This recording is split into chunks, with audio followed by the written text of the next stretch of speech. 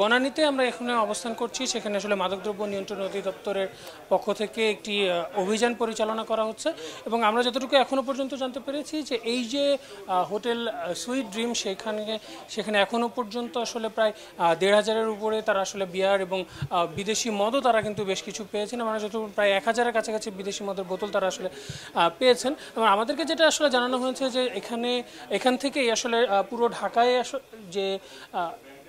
মদের যে বোতলগুলো রয়েছে বা এই যে মাদক যেই রয়েছে সেগুলো কিন্তু আসলে সরবরাহ করা হতো বলে আসলে মাদকদ্রব্য নিয়ন্ত্রণ অধিদপ্তরের তারা আসলে ধারণা করছেন এবং তারা আসলে একটা গোয়েন্দা তথ্যের ভিত্তিতেই এখানে সংবাদটা পান এবং তথ্যটা পাওয়ার পরবর্তী সময়ে তারা আসলে এখানে অভিযান পরিচালনা করেছেন এবং যেমনটা বলছিলাম যে এখনও পর্যন্ত ১৪ তলার মধ্যে আসলে বেশ কিছু ফ্লোরেই কিন্তু আসলে তারা তাদের যে অভিযান সেটা পরিচালনা করেছেন এবং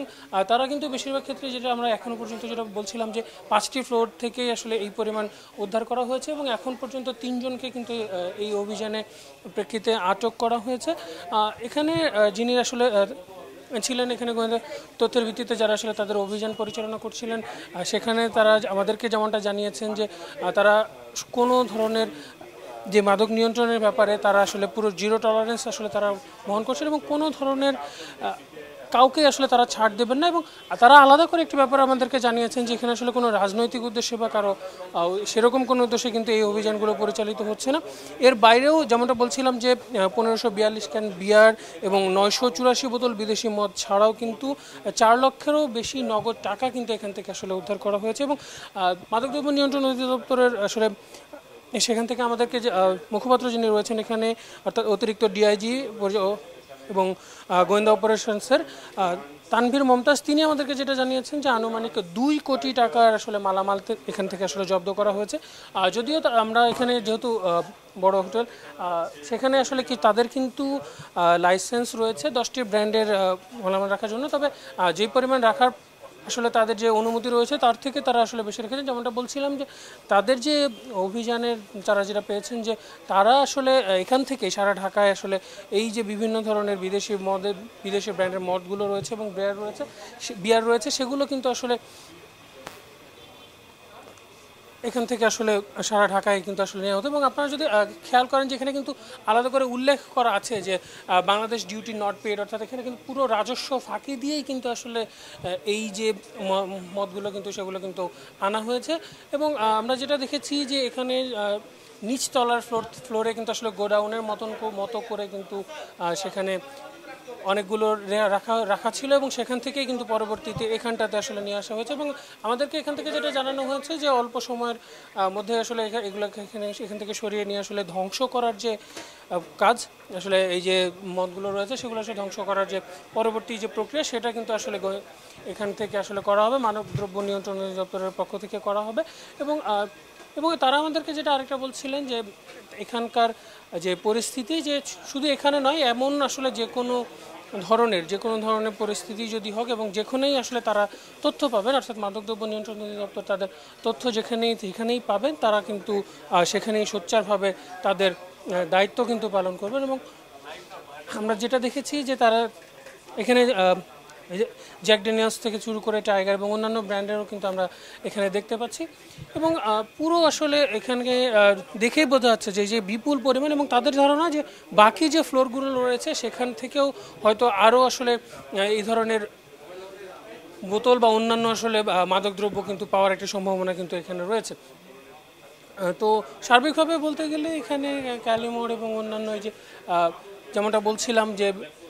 বাংলাদেশ একদম আলাদা করে কিন্তু এখানে উল্লেখ করা আছে যে এখানে রাজস্বর যে ব্যাপারটা সেটা কিন্তু কোনোভাবেই কিন্তু দেওয়া হয়নি। তো সেই জায়গা থেকে কিন্তু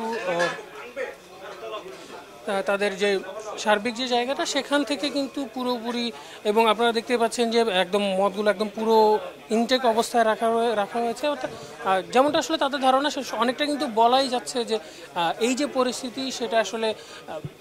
এখান থেকে যে ঢাকার বাইরে বা ঢাকার মধ্যে যে পুরো জায়গায় যায় সেটা কিন্তু আসলে এখানকার পরিস্থিতি দেখে অনেকটাই আসলে অনুমান করা যাচ্ছে। তো এখানকার যে সার্বিক পরিস্থিতি সেটাও যদি আমরা বলি যে এই ধরনের যে অভিযান এবং আমরা দেখেছি যে সার্বিক এবং ওখানকার যারা রয়েছেন এবং আমরা যেমনটা বলছিলাম যে আরও আসলে তাদের অন্যান্য ফ্লোরে রয়েছেন এবং সেখান থেকেও তারা এসেছেন এবং তারা আমাদেরকে যেটা বললেন যে এই এখনও আসলে তাদের যে পরিস্থিতি সেখানে আসলে সার্বিকভাবে কিন্তু পাওয়া যায় না। আমরা একটু ডিটেলসের জন্য আমাদের যিনি এখানে পরিচালক রয়েছেন তার সাথে আরেকবার একটু কথা বলবো, উনি আমাদেরকে আরেকটু ব্রিফ করবেন। এখনকার আপডেট হচ্ছে যে আমরা এখনও আমাদের অভিযান চলছে, আমরা এখনও কিছু পাই নাই এখনও পর্যন্ত। আমরা 2টা ফ্লোরে পেয়েছি, ওই 2 ফ্লোরে যে মালামালগুলো পেয়েছি আমরা নিয়েছি। আমরা কিছু অর্থও জব্দ করেছি। আমরা এখানকার সিসিটিভি ক্যামেরা যেটা আছে এটাকে আমরা জব্দ করেছি। টোটাল হার্ডওয়্যারটা আমরা এখানে জব্দ করেছি। আমরা দেখি এখানে কিছু পাই কিনা। আর এছাড়াও আমাদের আনুষঙ্গিক যে সমস্ত তদন্ত গোয়েন্দা তথ্য কালেকশন করা দরকার সে চলছে, অব্যাহত আছে। এই মুহূর্তে এইটুকুই আছে, বাট আমরা দেখি আমরা এর মধ্যে কিছু করতে পারি কিনা রাতে এবং আগামীতে আমরা তদন্ত করে গোয়েন্দা তথ্য সংগ্রহ করে আমরা এই মামলাটাকে আরও যারা এর সাথে জড়িত আছে, ক্রিমিনাল যারা আছে তাদেরকে আমরা আইনের আওতায় আনতে পারি।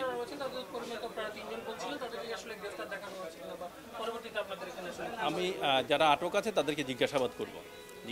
করব।